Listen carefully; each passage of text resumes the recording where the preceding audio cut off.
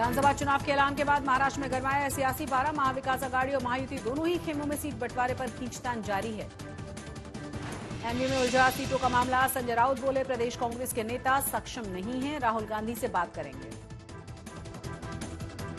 Seat sharing को लेकर संजय राउत की प्रतिक्रिया पर बोले हैं कांग्रेस नेता पवन खेड़ा। कहा, सीट शेयरिंग के वक्त स्पीड ब्रेकर्स आते हैं, हम साथ बातचीत करके सुलझा लेंगे। महाराष्ट्र बीजेपी अध्यक्ष चंद्रशेखर ने उद्धव ठाकरे पर निशाना साधा। कहा, पहले लोग चर्चा के लिए मातोश्री आते थे, अब उद्धव ठाकरे घूम रहे हैं। शिंदे गुट ने कार्यकर्ताओं नेताओं के साथ तैयार की रणनीति। एकनाथ शिंदे को बताया महायुति में सीएम पद का चेहरा।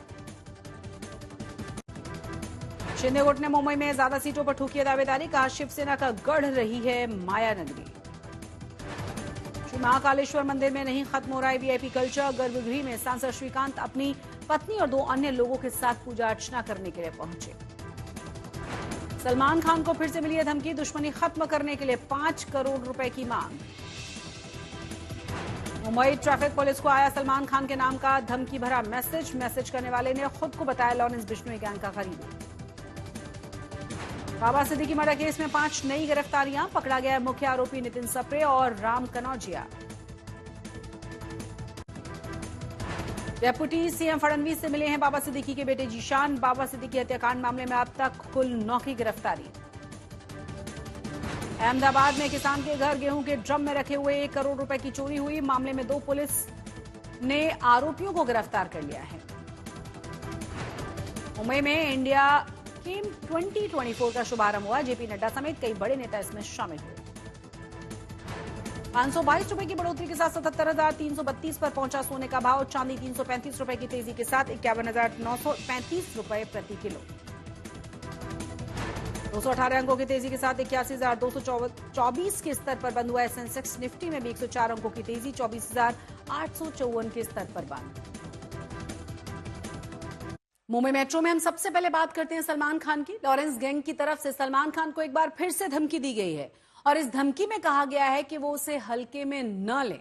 तो मुंबई पुलिस की गिरफ्त में आया लॉरेंस बिश्नोई का शूटर एक के बाद एक कई बड़े राज उगल चुका है।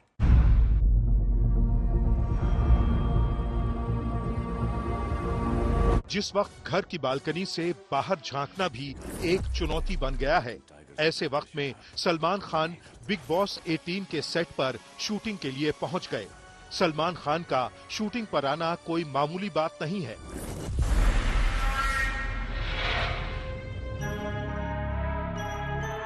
सुबह होगी पर आसमान में चांद दिखेगा।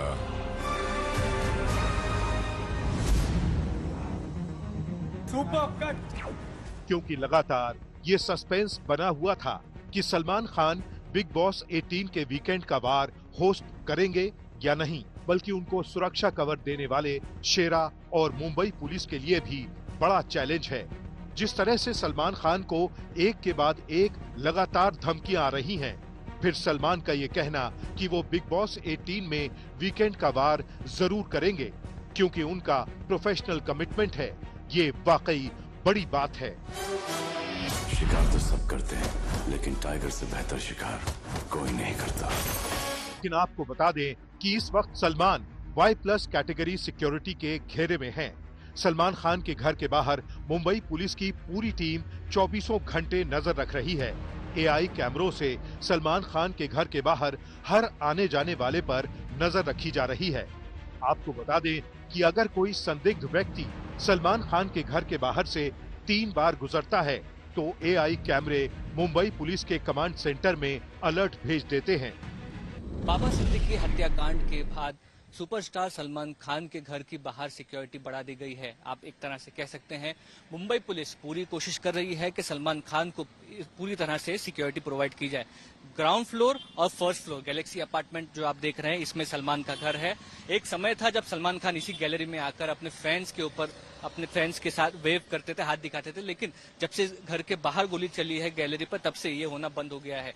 बिल्डिंग में आप देखेंगे तो तकरीबन 50 से 60 पुलिस वाले जो हैं वो मुंबई पुलिस के तैनात रहते हैं। उसके अलावा आप कह सकते हैं कि विदाउट यूनिफॉर्म में सिविल ड्रेस में भी कई पुलिस वाले जो हैं आसपास इस जगह पर नजर रखे हुए हैं। उसके साथ साथ AI सपोर्टेड CCTV कैमरास जो है सलमान के घर के बाहर लगाए गए हैं। इसकी सबसे बड़ी मदद ये है कि अगर कोई चेहरा इस कैमरे में 3 बार दिखता है तो पुलिस उसे इन्वेस्टिगेशन के लिए या इंक्वायरी के लिए उस शख्स को बुला सकती है। गैलेक्सी अपार्टमेंट के अंदर जाने वाले हर शख्स की एक तरह से चेकिंग जो है वो की जाती है। उसके साथ साथ जो भी रेसिडेंट्स सलमान खान के परिवार के अलावा यहाँ पर रहते हैं उनके डिटेल जो है वो बनाई गई हैं।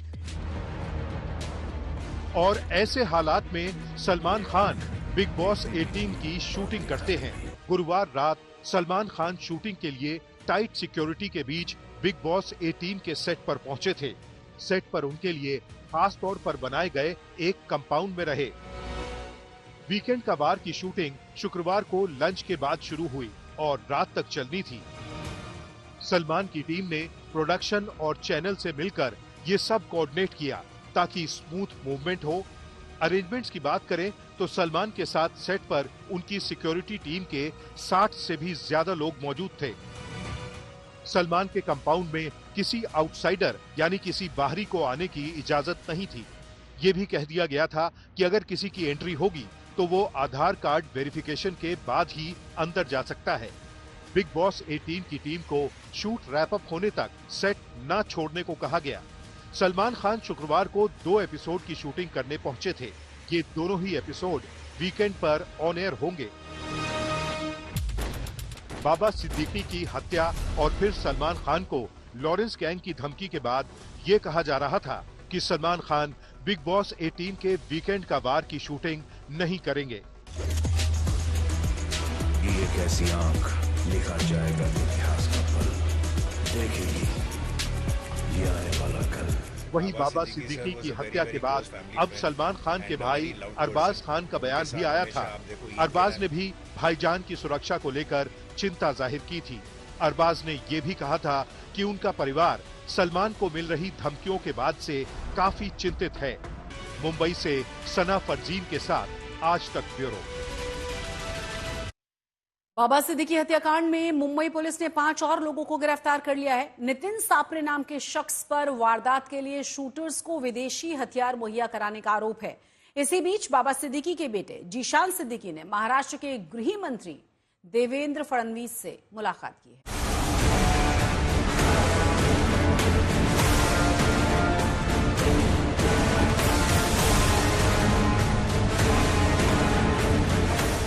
बाबा सिद्दीकी हत्याकांड में गिरफ्तार आरोपियों का आंकड़ा 9 तक पहुंच गया है। 4 पहले से गिरफ्तार थे, 5 और पकड़े गए। पुलिस ने अब की बार नितिन सापरे नाम के शख्स को दबोचा है, जिस पर वारदात के लिए शूटरों को विदेशी हथियार मुहैया कराने का आरोप है। सूत्र बताते हैं कि नितिन सापरे शुभम लोनकर के संपर्क में था। इतना ही नहीं, वो नितिन ही था जिसने शूटरों को पैसे और रहने के लिए जगह दी थी। मुंबई आकर बाबा सिद्दीकी के शूटर नितिन के घर पर ही रुके थे और फिर बाद में कुर्ला में किराए पर मकान लिया था। बाबा सिद्दीकी मर्डर केस में अब मुंबई क्राइम ब्रांच ने 5 और आरोपियों को पकड़ लिया है। इनमें मुख्य है नितिन सप्रे। नितिन सप्रे मास्टरमाइंड शुभम लोनकर का बहुत करीबी माना जाता है और वो शुभम लोनकर के लगातार टच में था। आपको बता दें कि नितिन सप्रे ही वो व्यक्ति है जिसने ऑस्ट्रिया की बनी हुई ग्लॉक पिस्तौल और टर्की की बनी हुई टिस्सास पिस्तौल शूटर्स को दी थी बाबा सिद्दीकी पर हमला करने के लिए। क्राइम ब्रांच का अभी भी यही मानना है कि जो टर्की की बनी हुई टिस्सास पिस्तौल है उसी से वांटेड शूटर शिवा कुमार गौतम ने बाबा सिद्दीकी को गोली मारी, जिसकी वजह से उनकी मृत्यु हुई। इसीलिए नितिन सप्रे और जो अन्य 4 आरोपी हैं उनका रोल बहुत अहम है इस केस में और अब उन्हें इंटेरोगेट किया जाएगा। उन्हें 25 तारीख तक कस्टडी में भेज दिया गया है। अन्य आरोपियों की तलाश अभी भी चल रही है, जिसमें मास्टरमाइंड शुभम लोनकर, जीशान अख्तर और शिवा कुमार गौतम है। गिरफ्तारी के बाद अदालत ने 5 आरोपियों को 25 अक्टूबर तक पुलिस हिरासत में भेज दिया। इस बीच बाबा सिद्दीकी के बेटे जीशान सिद्दीकी ने राज्य के गृह मंत्री और डिप्टी सीएम देवेंद्र फडणवीस से मुलाकात की। उनके साथ अजीत पवार और प्रफुल्ल पटेल भी डिप्टी सीएम के सागर बंगले में पहुंचे थे। इस दौरान मुंबई के पुलिस कमिश्नर भी वहां मौजूद थे। माना जा रहा है कि करीब 2 घंटे तक चली मुलाकात में वारदात की तफ्तीश से जुड़ी जानकारियों को लेकर बात हुई। 2 घंटों तक इन नेताओं के बीच में चर्चा चली है और इस दौरान मुंबई के पुलिस कमिश्नर विवेक फंसलकर भी सागर बंगलो पर मौजूद थे। कहीं न कहीं अब सवाल ये उठ रहे हैं कि किसी तरह की जो जांच बाबा सिद्दीकी के कत्ल के केस में चल रही है उसको लेकर के जीशान सिद्दीकी ने कई सवाल उठाए हैं और साथ ही साथ जो सिक्योरिटी दी गई है सिद्दीकी परिवार को उसको किस तरह से मॉनिटर किया जाए, इन सभी मुद्दों पर चर्चा हुई है ऐसा माना जा रहा है। जीशान सिद्दीकी उप मुख्यमंत्री अजित पवार और प्रफुल्ल पटेल को लेकर देवेंद्र फडणवीस से मिलने आए थे। इसका मतलब साफ है कि किसी न किसी तरह की बात वो देवेंद्र फडणवीस के साथ रखना चाहते थे। मुंबई पुलिस लगातार एक्शन में है, लेकिन अभी तक ये खुलासा नहीं हो पाया है कि आखिर बाबा सिद्दीकी की हत्या का मकसद क्या था। मुस्तफा शेख के साथ दिवेश सिंह, मुंबई, आज तक। और अब बात करेंगे महाराष्ट्र की सियासत से जुड़ी हुई इस वक्त की बड़ी और अहम खबर की। राज्य के सीएम और दोनों ही डेप्यूटी सीएम दिल्ली पहुंचे हुए हैं। सीएम एकनाथ शिंदे, देवेंद्र फडणवीस और साथ ही साथ अजित पवार इस वक्त केंद्रीय गृह मंत्री अमित शाह के घर पर मौजूद हैं और महायुति में सीटों के बंटवारे पर बात हो रही है। बहुत ही महत्वपूर्ण इस मीटिंग को माना जा रहा है। मैराथन मीटिंग्स पहले भी हो चुकी हैं। कहा यह जा रहा है कि इस बार फॉर्मूला निकाल लिया जाएगा। इलेक्शंस की तैयारियां जोर शोर से की जा रही हैं और आपको यह भी बता दें कि शिंदे गुट की तरफ से शिंदे को ही मुख्यमंत्री पद के लिए चेहरा बताया जा रहा है। तो बहुत ही महत्वपूर्ण मीटिंग है जिसमें मुख्यमंत्री के साथ साथ दोनों ही डेप्यूटी सीएम भी अमित शाह के घर पर मौजूद हैं। महाराष्ट्र में चुनाव की तारीख आ गई और चुनाव में सीट बंटवारे को लेकर महाविकास आघाड़ी के घटक दलों के बीच सीट शेयरिंग को लेकर मतभेद अभी भी हैं। महाराष्ट्र में आघाड़ी के दलों के बीच कल 9 घंटे की मैराथन मीटिंग के बाद सीट बंटवारे का फाइनल फॉर्मूला अभी भी सामने नहीं आ पाया।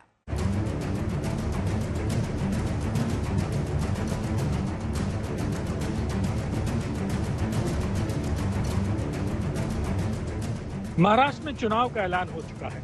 महाराष्ट्र में 20 नवंबर को वोटिंग है। अब वक्त कम बचा है। ऐसे में महायुति से लेकर महाविकास आघाड़ी में सीटों के बंटवारे को लेकर माथापच्ची तगड़ी चल रही है, क्योंकि इस दफा महाराष्ट्र का चुनाव अलग है। महायुति में 3 पार्टियों बीजेपी, शिवसेना और एनसीपी के बीच सीटों का बंटवारा है, तो महाविकास आघाड़ी में 3 पार्टियों कांग्रेस, शिवसेना यूबीटी और एनसीपी शरद पवार गुट के बीच सीटों का बंटवारा होना है। लेकिन इस समय सीटों को लेकर रार महाविकास आघाड़ी में मची है। लोकसभा चुनाव में महाविकास आघाड़ी ने 48 में से 30 सीटें जीती तो कांग्रेस का हौसला कुछ ज्यादा ही हाई हो गया। लोकसभा में सबसे अधिक 13 सीटें जीतने वाली कांग्रेस अब विधानसभा चुनाव में कभी शरद पवार की पार्टी वाली सीट पर तो कभी उद्धव ठाकरे की पार्टी के प्रभाव वाली सीट पर दावा कर रही है। मसला ऐसा फंसा कि बात धमकी और चेतावनी तक पहुंच गई। आज मैं राहुल गांधी जी से भी बात करूंगा। महाराष्ट्र के नेता है, वो निर्णय लेने में सक्षम नहीं है, ऐसा मुझे लगता है। कि मातोश्री में जाके सब चर्चा करते थे। उद्धव जी को जिस प्रकार से महाविकास आघाड़ी के सामने कटोरा लेके घूमना पड़ रहा है, उनकी स्थिति मैंने अभी तक ऐसी देखी नहीं। संजय राउत का काम, संजय राउत क्या कर रहे हैं, हमें संजय राउत के बारे में मुझे कुछ बोलना नहीं। आपको बता दें कि गुरुवार को मुंबई के एक होटल में आघाड़ी के नेताओं की बैठक हुई। शिवसेना यूबीटी से संजय राउत, कांग्रेस के नाना पटोले, विजय वडेट्टीवार, सतेज पाटिल और एनसीपी शरद पवार गुट से जितेंद्र अवार्ड जैसे नेता शामिल हुए। 9 घंटे तक चली बैठक के बाद भी 28 सीटों पर पेच फंसा रह गया। बैठक में शामिल दलों के बीच फैसला हुआ कि इन सीटों पर अब दिल्ली में ही फैसला होगा, लेकिन समाजवादी पार्टी जैसे दल को ना तो बैठक में बुलाया गया, ना ही उनकी मांग पर कोई गौर किया गया। उधर से रिप्लाई नहीं आ रहा है?